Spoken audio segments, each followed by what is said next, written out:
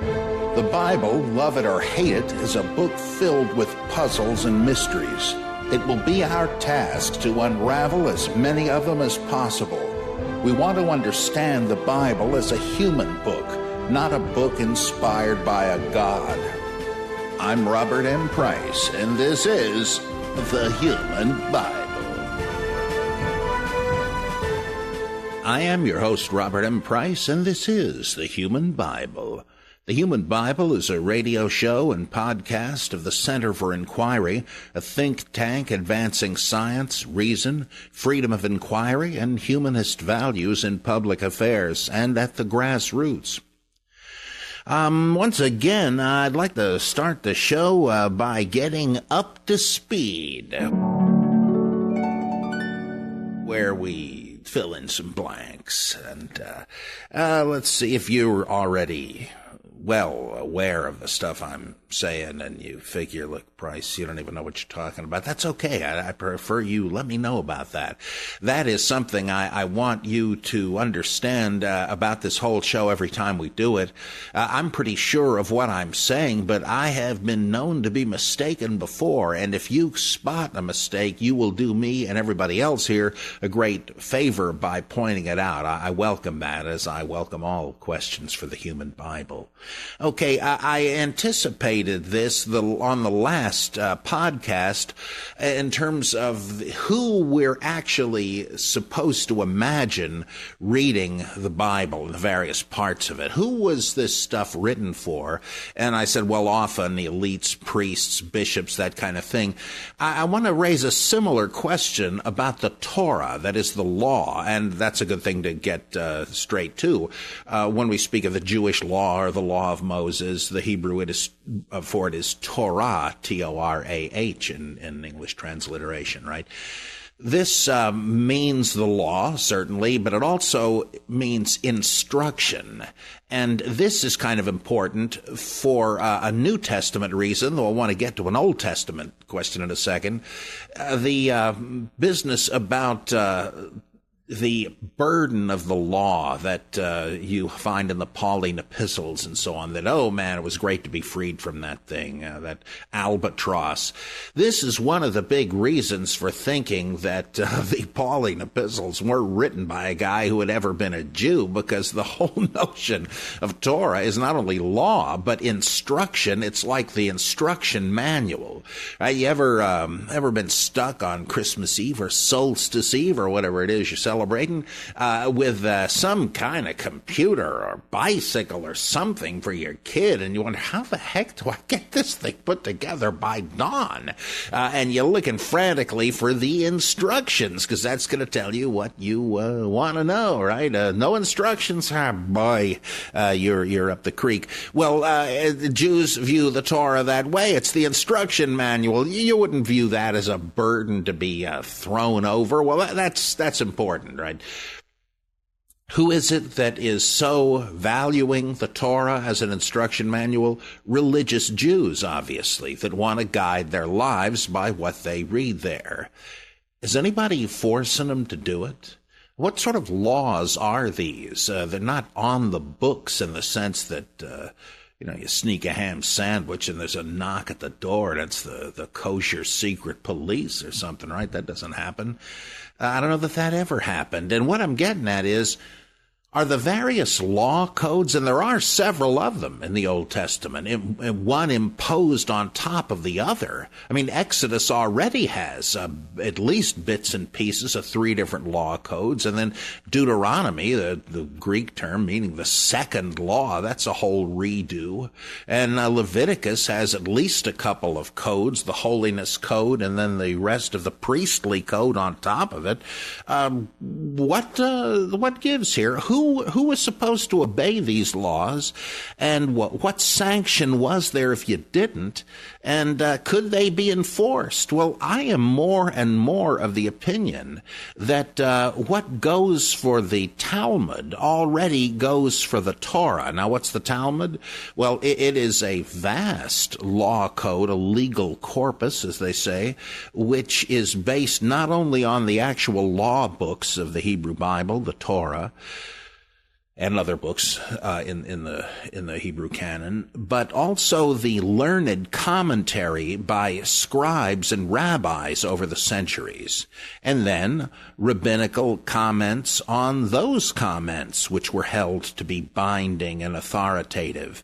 And the Talmud is like an encyclopedia set, and there are a couple of different versions of it. One compiled by Jews in Babylon at about around 600.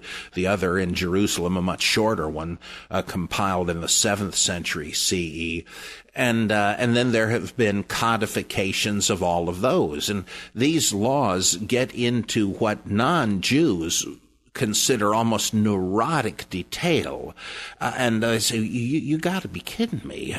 Does an oven count as one instrument or many because it's welded together from different parts? Can you throw dishwater out the window on the Sabbath? Or maybe you shouldn't because it might hit some seeds randomly speckled in the dirt and cause them to sprout, and you would be farming, thus breaking the commandment against work on the Sabbath. Non-Jews look at this and say, what on earth? Why are you worried about this? Well, of course, the Jewish answer is, this is the Word of God. We're not going to be casual about this. If it says don't work on the Sabbath, all right, we won't work, but what exactly are you supposed to do and not do? We want to be exact about this because presumably the Creator had something in mind. So if, like me, you don't really believe there was a Creator, you don't feel bound by any such thing, though I will admit I cringe whenever I see a Jewish pal eating pork. But that's none of my business. That's the kind of minutia that the Mishnah, the Gemara, the layers of the Talmud get into. And I should also say the great modern expert on ancient Judaism, Rabbi Jacob Neusner, has shown that this stuff really does have a logic to it. It is a detailed outworking of a kind of Jewish philosophy of life. It's really fascinating the way Neusner expounds it. And you could do the same with the implicit codes in various cultures, things we obey because we're like a fish in water. We just take it for granted. But the thing is, nobody is going to enforce these laws. Now, if you're in a devout Orthodox or Hasidic community and you don't obey them, and it becomes known that you don't, I'd say you're in trouble in terms of the religious fellowship. It's conceivable you might be excommunicated or something, right? I mean, that might happen, but nobody's going to jail you. And even in Roman times, there were Roman courts in Judea, but there were also Torah courts that dealt with matters of Jewish law that weren't on the books with Roman law and couldn't be enforced in the same way.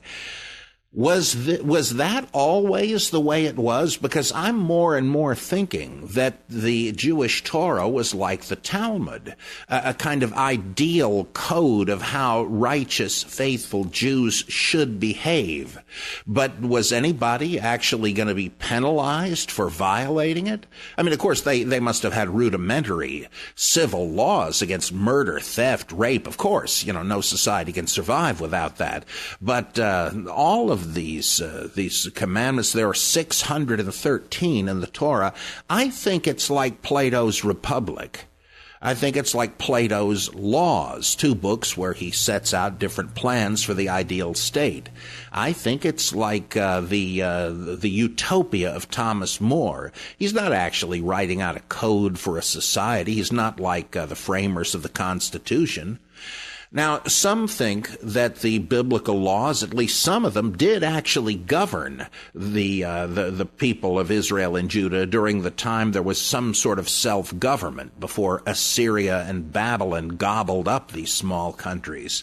And it could be, though there's no reason to think they had police forces. It's a little hard to imagine how they could have enforced some of these things.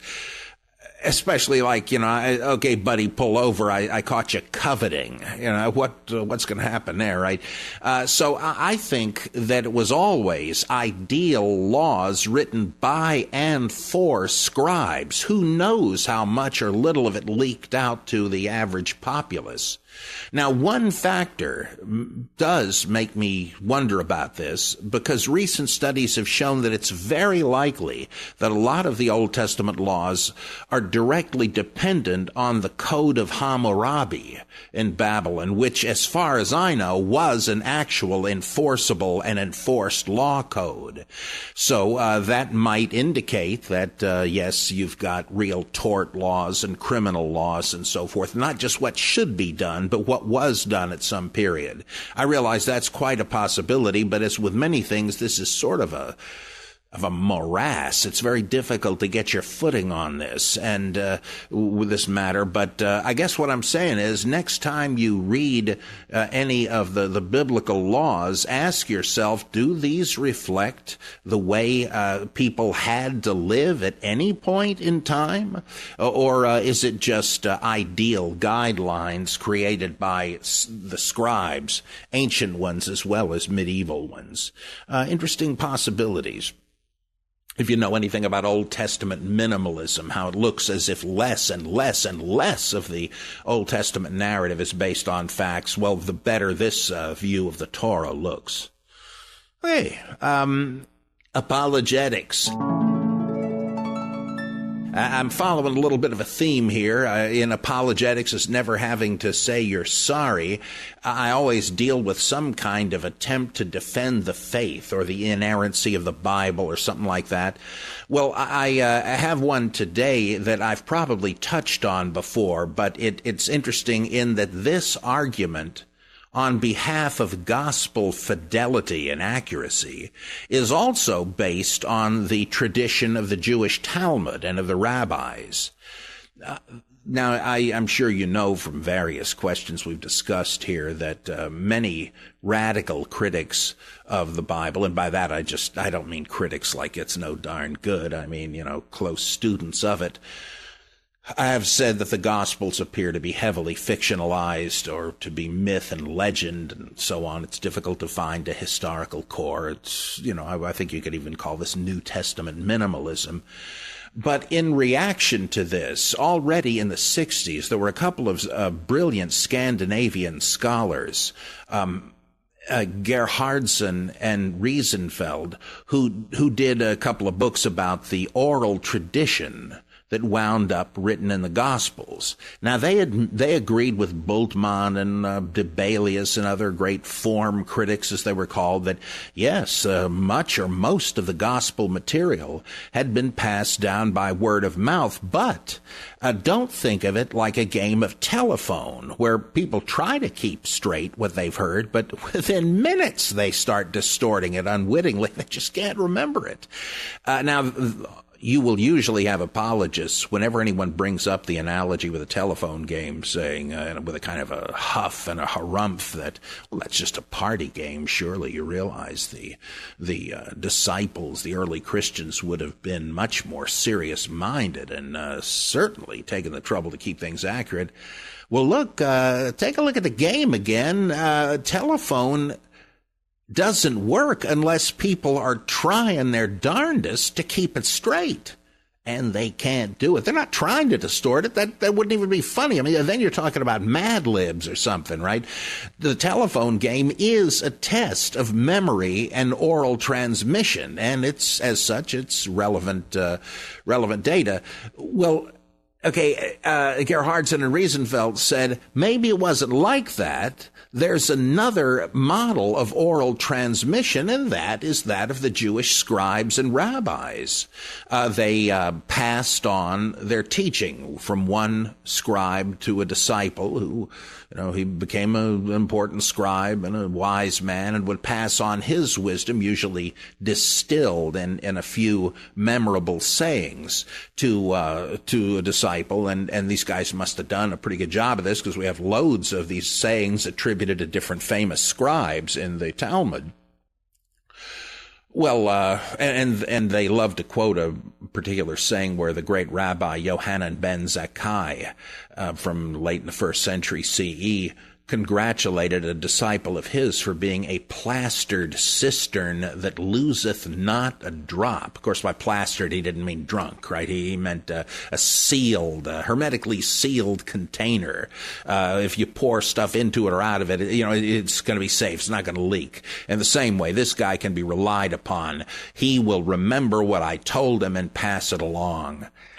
Well, on the one hand, you do have to wonder why, if people commonly pass down sayings accurately, why this guy was due to be singled out as if it were unusual. But let's leave that aside for the moment.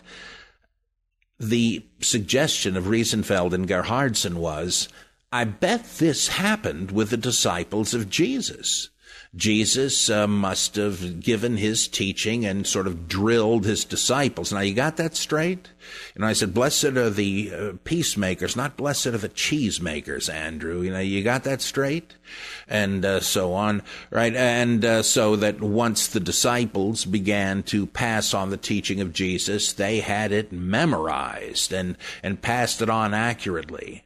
And a lot of people have always referred to this and, you see, these guys refuted this notion that it was all one telephone game and that there was no way to know what Jesus really said and what he didn't and on all that. But not so fast. Right? You see what's going on here? What Riesenfeld and Gerhardsen and their many fans did was, and I preface this by saying these guys were great scholars, and indeed they were very, very learned. That makes you a scholar, but not everything a good scholar says is good, right? So you see what they're saying here is, I have come up with a way to imagine an accurate transmission of the sayings of Jesus so that what we have in the Gospels can be relied upon. Well, okay, maybe it could have happened that way, but does that make it probable that it did? Have you shown that the Bultmann critical idea is false, that it couldn't have been freewheeling tradition getting embellished and distorted and added to, like the way Martin Luther complained about Catholic Church tradition? He says, well, if we were a few hundred years ago, maybe it would be helpful, but too much water's gone under the bridge now. Have we refuted that view by showing that, well, it could have happened a different way? I don't think so, right? This is common to the mindset of conservative apologists. If we can come up with a framework whereby it might all come out that Jesus really said this, Jesus really did that, the epistles were actually written by Paul, as long as it's theoretically feasible, well, then that's the way we're going to go, and we're going to say that's it. That's the historical view. Wait a second. The fact that it might have happened that way is no evidence that it did. You got to test out that hypothesis. But so far, that's all it is, and I don't think it works very well. But and there are other examples of this where apologists like F.F. Bruce and Josh McDowell, and though there's a vast gap between them, Bruce was a true scholar. McDowell was not, but they both use this argument. Many do, that the disciples of Jesus, after he was gone from the scene, would have been very zealous to safeguard the growth of tradition among popular Christians. They'd say, hey, wait just a second, not so fast. Jesus never said that. I was there, I heard it. Is it really likely these guys would have fanned out over Palestine, spying on people and censoring them? It just seems ridiculous. It's conceivable that it happened. But these guys think if they've shown that, they've shown that it did happen. No. The whole apologetics enterprise is based on if you can't prove your view absolutely and can't prove beyond a shadow of a doubt that I'm wrong, well, I'm perfectly entitled to just continue believing that mine is the right one. Well, you can believe anything you want to. But the historian, as F.C. Bauer said long ago, admits anything's possible. He wants to know what's probable. And that is the last thing that apologists do. If it fits with their dogma, with their belief, okay, then that's the way it must have happened. You're just arguing in a circle. Right. Questions. Oh, yes, I love these questions. Christopher writes as follows. Genesis 1:26 says, "Then God said, let us make humankind in our image, after our likeness, so they may rule over the fish of the sea and the birds of the air, over the cattle and over all the earth, and over all the creatures that move on the earth, even ocelots." And just kidding. But just 3 verses later, in 1:29, it reads, "Then God said, I now give you every seed-bearing plant on the face of the entire earth." What's the explanation for us being used in the first verse and I in the next? A relative of mine claims this is proof of the Trinity. I guess you could say we're back to apologetics as never having to say you're sorry. There's a way in which this claim is absurd because it's grossly anachronistic. Even early Christians had not thought of the Trinity until it was gradually hammered out, beginning, as far as we know, in the late 2nd century with Tertullian, who spoke of 3 personae of the Godhead, but by personae, a word that referred to the comedy and drama masks that actors on the stage wore. He may have been more of a modalist who believed that God shows himself in 3 ways or functions in 3 roles. But the idea of 3 persons, 1 nature came about in the 4th century when the 3 Cappadocian theologians, Gregory of Nyssa, Gregory of Nazianzus, and Basil of Caesarea, wrote about this. If Genesis was already talking about a Trinity, then, how come it took so long for people to, why they even have to work it out as if they were creating a concept and developing it like research scientists, right? It's like if Noah really had that ark, why didn't naval technology leap way ahead, right? What happened to his plans, right?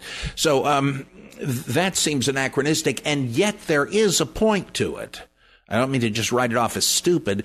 It's correct to see some plurality here, but I think it is that of polytheism, and that's really the issue.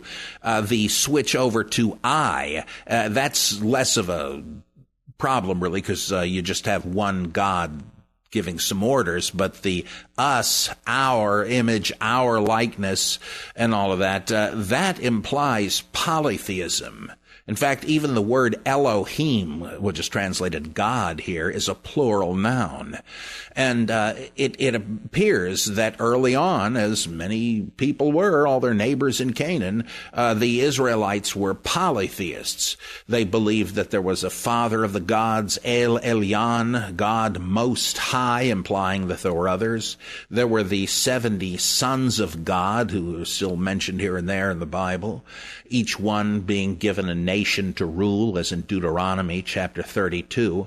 And all the gods of the so-called nations, Thoth, Rimmon, Chemosh, etc., they were all among the sons of El Elyon, and Yahweh, or Jehovah, was one of them, and his apportioned people was Israel.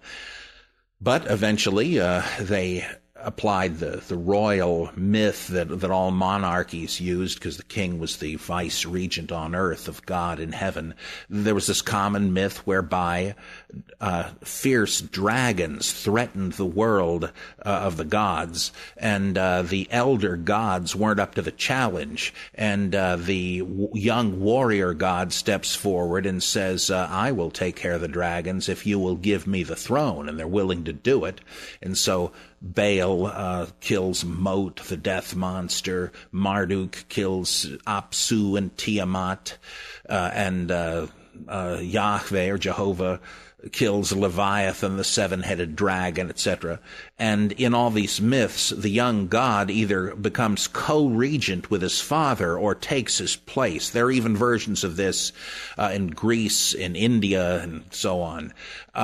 So what I'm trying to say here is they started with polytheism, and they came to an idea of a divine monarchy, where the chief god rules not only mortals but lesser gods.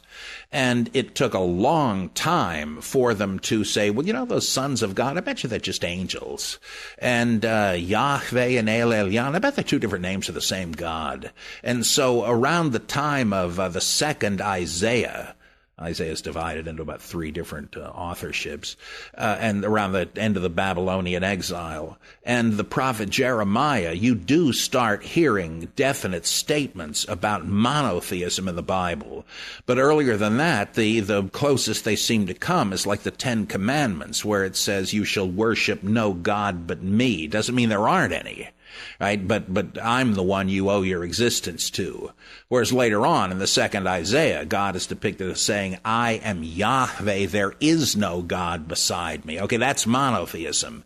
But they hadn't arrived at that during whoever wrote these stories. These were very old creation accounts, which still imagined gods and goddesses, which is why, by the way, it says, let us make them in our own image, male and female, he created them. Well, that implies, there were gods and goddesses. So it's an earlier versus a later reading. Now, Margaret Barker, in her terrific book, The Great Angel, A Study of Israel's Second God, shows how it is very plausible to say that when they came up with official monotheism, the older popular polytheism just sort of remained underground as the folk religion and eventually emerged in Gnosticism and other places, including early Christianity, as what would evolve into the Trinity. That the early Christians believed that Jesus was a theophany, an appearance on earth of Jehovah or Yahweh, and when he was praying to his Father and talking about his Father, he meant El Elyon, the God Most High, who had been Jehovah's Father in the Old Testament. So in a strange way, this claim that it's the Trinity does have something to it, but it's getting the cart before the horse, if that makes any sense. It's a complicated mess, I realize that. It's one of those places where after it's explained, you say, look, I'm confused. Does that mean you didn't get it? No, it means you did, because it is confusing. But good luck. Yeah, I could sure use more and more questions. And there is another. Lamar writes, when I was about 15, about 1959, our minister told a group of us in the Methodist Youth Fellowship who seemed skeptical about the parting of the Red Sea that it was possible that the story could actually be explained by the Red Sea being at low tide when the Israelites crossed, and a rapidly rising tide then catching the army of the Egyptians by surprise. Is there anything in the Hebrew text that would suggest such an explanation would hold water, so to speak? Well, almost. Here again, just like the us and I thing, this doesn't exactly make sense on the face of it, but it's not bad. We know of instances where there was a volcano and attendant earth tremors and the releasing of gas pockets under the crust of the earth that caused part of the crust to rise amidst bodies of water. There are fairly recent documented examples of this happening. And so some have suggested, well, look, Mount Sinai, thundering lightning, maybe that was a volcano. The earth shakes and stuff like that. Maybe in association with that, what happened was that a gas pocket formed under the Red Sea, though actually the Hebrew says the Sea of Reeds, which is a different body of water, a marsh, but whatever. And the crust rose and formed a land bridge, and the Israelites managed to get over it. And then, due to the weight of the people crossing and the gradual dissipation of the gas, the land bridge sank into the water just about the time Yul Brynner and his Egyptians were following him, and so they all perished in the water. It's possible. It seems a little contrived, but the whole idea is that it's divine providence. And even if you don't believe in that, you can say, look, something like it has happened before. There's no reason this couldn't have been another one. And if you were there, you would have said, God saved our butts. I guess it was a miracle. Yeah, what the heck? It's possible, though it is worth noting that this is a perfect example of old-time rationalism. You see the agenda here. You're trying to say, and this would fit the apologetics, this is never having to say you're sorry too, you're trying to say, look, okay, what the Bible says happened, it did happen, but I guess that miracle stuff is a little embarrassing. Maybe it was all scientifically explicable, so you can kind of have your cake and eat it too, right? That, I believe the Bible, but I believe in scientific explanations. Well, the real problem with this is it gives too much credit to the story as a historical account. There's just no real reason to think it is. I mean, there's no archaeological evidence any place in the Sinai Peninsula where there would have to be plenty of archaeological evidence for this great exodus of the Israelites out of Egypt. So there's just no reason to believe this happened. Given that, why go to the trouble? But I, being a pedantic windbag, I must point out something else as well. If you look at the story of the Exodus and the Sea of Reeds, and let's keep in mind that's what it is, it actually says that there's like two stories that have been woven together here, and one of them does have the Cecil B. DeMille version with the waters rearing up on either side like walls. But if you look close, there are several verses that imply an alternative version of the events. It says the Israelites went out of Egypt heavily armed for war. Huh? I mean, that's one shoe dropping. Surely, originally, the other one would have. What are they going to do with those weapons? Then it says that a stiff wind blew all night and dried up the Sea of Reeds, the Yam Suf, a marsh. And so they were able to walk over it.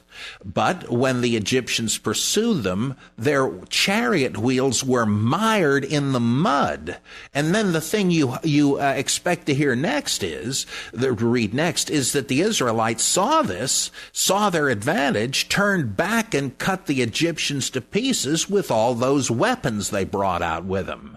And so that it was simply a military victory because the Egyptians had come too heavily armed, so to speak. Well, our editors in the Bible and the ancient sources had to kind of pick and choose. They didn't want to leave out any more than they had to of any of the sacred stories, but they kind of had to cut some of it to be able to accommodate others. They wanted those walls of water, but they wanted to keep the other stuff, and so we now read a kind of a hybrid version. And just as we do with Noah's Ark, there's two different versions of that strung together. Well, that's what's happened here. And what I'm getting at here is that if you're looking for a rationalistic explanation, if you think something did happen, again, I think that's gratuitous, but if you think there is some historical basis, actually there is a less spectacular version of it embedded in the story, where they just go out heavily armed, they're ready for battle, the winds happen to dry up the marsh, they get over it, here come the Egyptians mired in the mud, and the Israelites double back and slaughter them. And of course they would have said God gave them the victory, and it just became more miraculous after that. So, what he's saying, I think, isn't really supportable, but he's getting warm if you favor that approach. It really happened, but in a non-miraculous way. I prefer to say, it just looks like it's a myth. Don't go to the trouble for the rest of it. Now, is that in the Bible? Now, I think I mentioned this one before, but with my failing memory, I can't be sure. You know how people say, the Bible says God helps those who help themselves. And if you want to claim the Bible as the authority for that, if somebody says, where's that in the Bible? You could always fake them out and say, it's in Hezekiah 10:2. Of course, there isn't any book of Hezekiah, but, kind of sounds good. Anyway, it isn't in the Bible. But as preachers used to say, it ain't in the Bible, but it ought to be. Now, what I'd like to read you here is something very, very similar that I would love to see added to the Bible. In fact, it is sort of in my Bible, I guess. This is part of the Holy Script of the life of Brian of Nazareth. In it, Brian is making his way through the crowd in Jerusalem, and he's with his mother, Mandy, and they're having to dodge people coming and going, and this tan, fit, healthy young beggar, played by Michael Palin, comes up to them and says, "Spare a talent for an old ex-leper, sir?" And Mandy says, "Buzz off!" And the leper goes over to Brian. "A spare a talent for an old ex-leper, sir?" "Did you say ex-leper?" "That's right, sir. 16 years behind the bail and proud of it, thank you, sir." "What happened?" "I was cured, sir." "Cured?" "Yes, a bloody miracle, sir, bless you." "Who cured you?" "Jesus did. I was hopping along when suddenly he comes and cures me. 1 minute I'm a leper with a trade, next moment me livelihood's gone, not so much as a by your leave. You're cured, mate, sod you." "Go away!" Look, I'm not saying that being a leper was a bowl of cherries, but it was a living. I mean, you try waving muscular, suntanned limbs in people's face demanding compassion, it's a bloody disaster. "You could go and get yourself a decent job, couldn't you?" "Look, sir, my family has been in begging 6 generations. I'm not about to become a goat herd just because some long-haired conjurer starts mucking about. Just like that. You're cured, bloody do-gooder." "Well, why don't you go and tell him you want to be a leper again?" "Oh, yeah, I could do that, sir. Yes, I suppose I could. What I was going to do was ask him if he could, just make me a bit lame in one leg during the week, Something beggable, but not leprosy, which is a pain in the arse, to be quite blunt, sir. Excuse my French, but..." Brian gives the beggar a coin. "Here you are." "Thank you, sir." "Half a denarii for my bloody life story?" "There's no pleasing some people. That's just what Jesus said." Now, I don't care what you say, that ought to be in the Bible. All right, I guess enough said for that. Thanks for being with us on the Human Bible again, and this time you've seen just how human a Bible it can be. I'll see you soon for another one. Thanks for joining me on this episode of The Human Bible. To send us questions or comments on the show, which we really hope you do, you can email questions@thehumanbible.net or feedback@thehumanbible.net. We're also on Twitter @HumanBible, on Facebook @/TheHumanBible. And you can even leave a voicemail on our Human Bible hotline by calling 716-71-BIBLE. You can get all that information and more on our website, thehumanbible.net. Views expressed on the Human Bible aren't necessarily the views of the Center for Inquiry, nor its affiliated organizations. The Human Bible is produced by Adam Isaac in Amherst, New York, and features contributions from Debbie Goddard. I'm your host, Robert M. Price.